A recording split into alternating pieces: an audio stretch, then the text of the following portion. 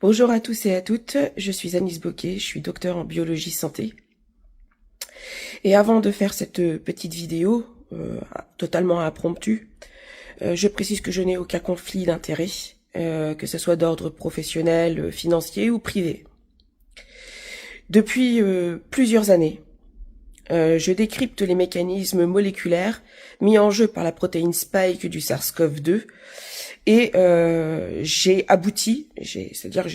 compris que ce virus, le SARS-CoV-2, avec la protéine Spike, induisait des mécanismes de tolérance immunitaire. Ces mécanismes de tolérance immunitaire font que votre organisme ne se bat pas contre le virus. Et en effet, au fil des années, plusieurs publications sont parues pour justement appuyer le fait qu'il y ait d'abord une phase d'incubation asymptomatique de 3 à 5 jours qui peut permettre au virus de coloniser votre organisme, une deuxième phase qui est une phase inflammatoire, mais pas chez tout le monde. Il y a des Covid asymptomatiques.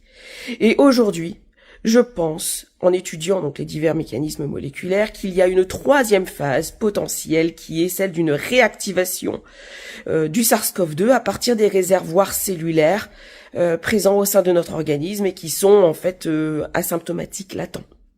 On les sent pas. Bien. Le problème est que cette protéine Spike du SARS-CoV-2 est amyloïde et prionogène. Qu'est-ce que cela signifie ? Cela signifie qu'elle est capable d'induire des pathologies dégénératives comme Alzheimer, Parkinson ou encore Creutzfeldt-Jakob.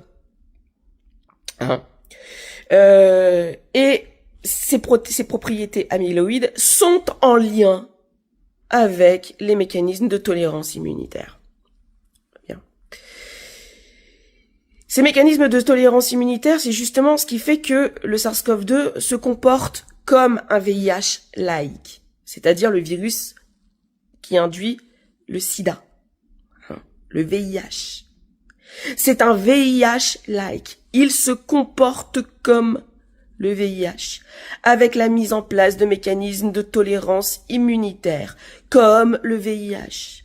Et non seulement il met en place des mécanismes de tolérance immunitaire, mais en plus, la protéine Spike du SARS-CoV-2 est dégénérative. Et c'est en lien. Les deux mécanismes sont en lien. Ces mécanismes dégénératifs sont également en lien avec les propriétés cancérigènes de la protéine Spike.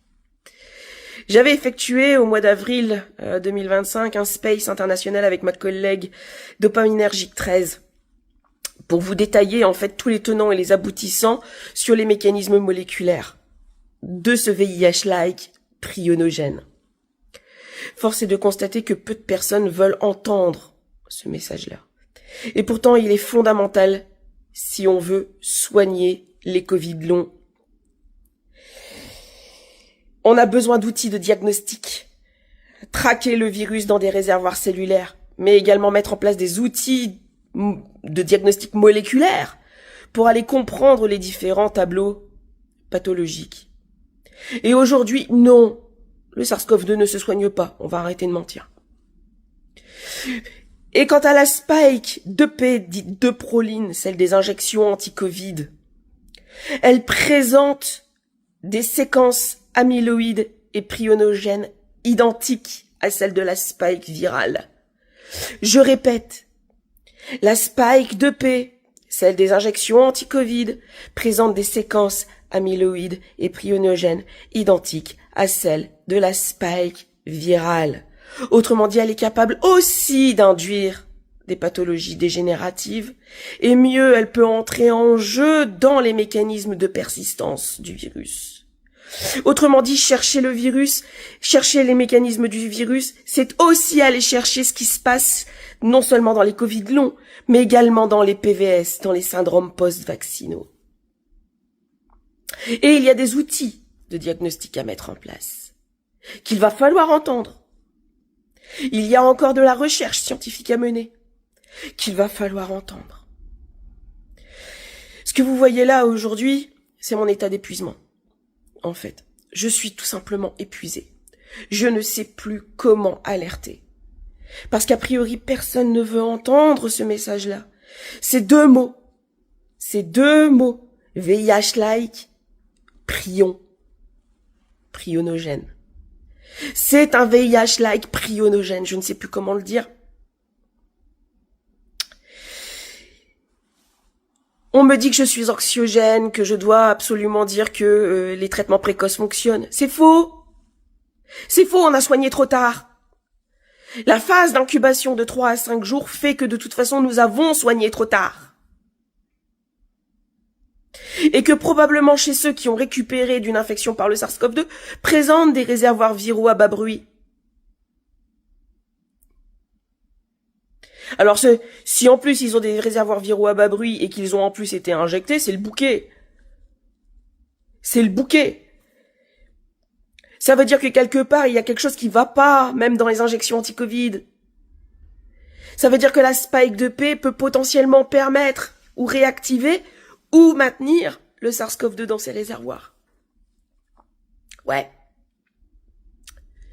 Donc oui, je suis fatiguée, je suis épuisée, je suis juste épuisée. J'en peux plus.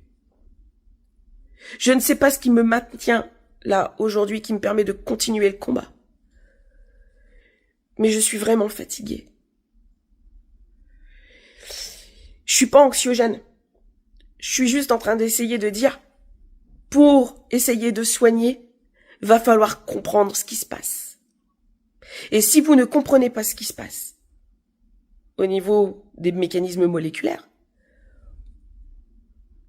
c'est voué à l'échec, vous allez droit dans le mur. Voilà. Il y a certaines personnes qui ont entendu.